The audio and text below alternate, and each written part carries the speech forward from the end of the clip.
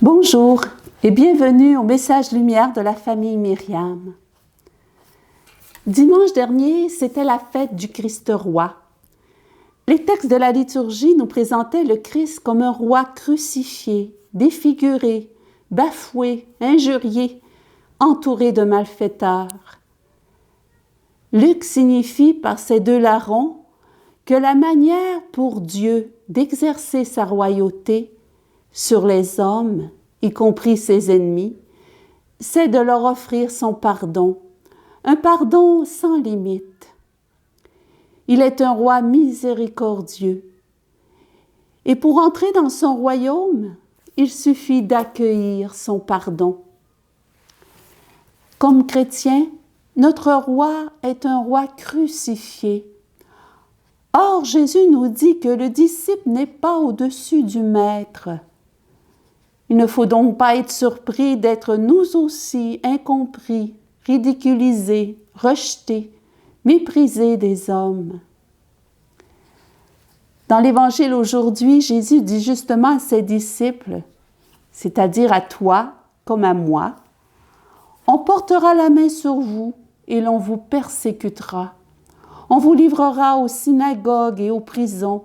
On vous fera comparaître devant des rois et des gouverneurs à cause de mon nom. » Encore aujourd'hui, les chrétiens sont persécutés à cause du nom de Jésus. L'Évangile dérange. Le Christ met en lumière les péchés du monde et on n'accueille pas facilement la vérité sur soi-même. Pas plus qu'on accepte facilement de faire les efforts nécessaires pour changer tel comportement, telle façon de penser, telle façon de faire. Notre orgueil nous aveugle et nous amène à croire que c'est l'autre qui n'est pas correct, qui doit changer et non pas moi.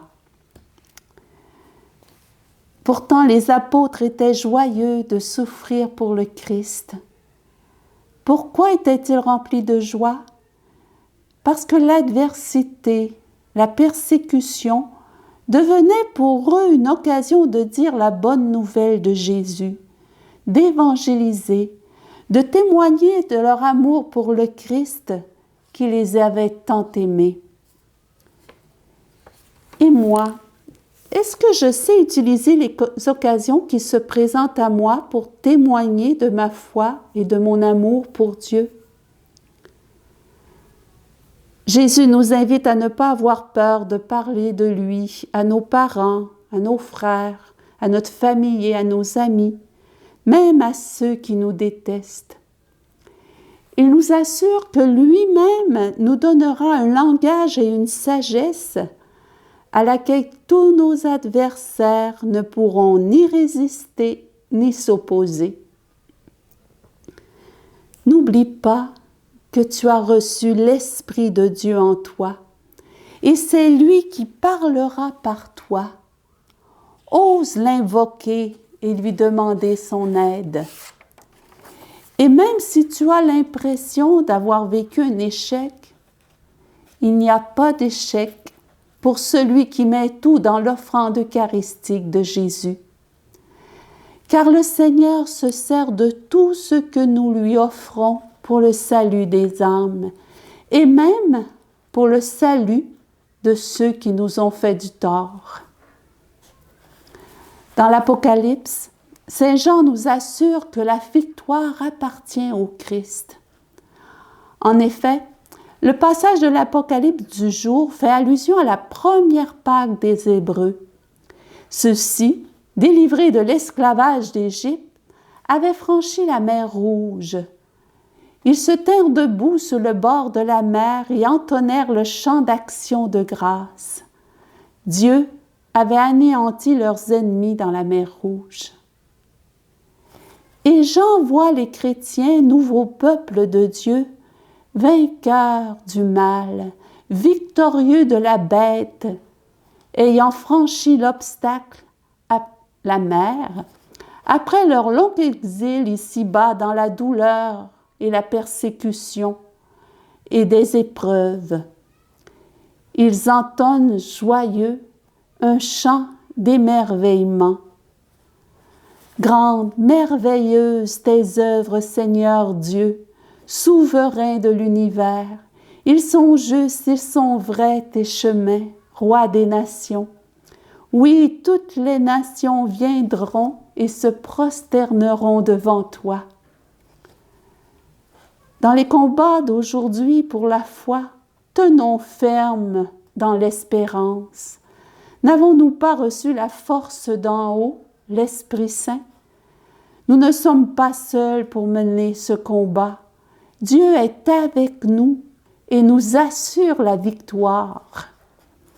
Restons dans l'émerveillement à l'avance de ce que le Seigneur fera dans sa providence. Et avec le psalmiste, demeurons dans l'espérance, en se rappelant ce qu'il a déjà fait pour nous. Chantez au Seigneur un chant nouveau, car il a fait des merveilles.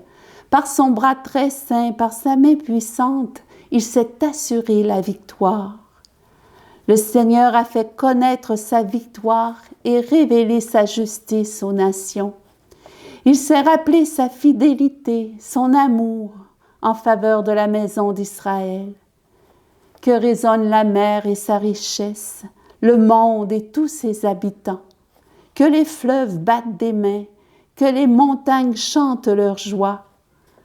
À la face du Seigneur, car il vient pour gouverner la terre, pour gouverner le monde avec justice et les peuples avec droiture. Oui, Seigneur, viens établir en notre cœur, dans nos familles et sur la terre, ton règne de justice, d'amour et de paix. Au revoir et à la prochaine. Jésus.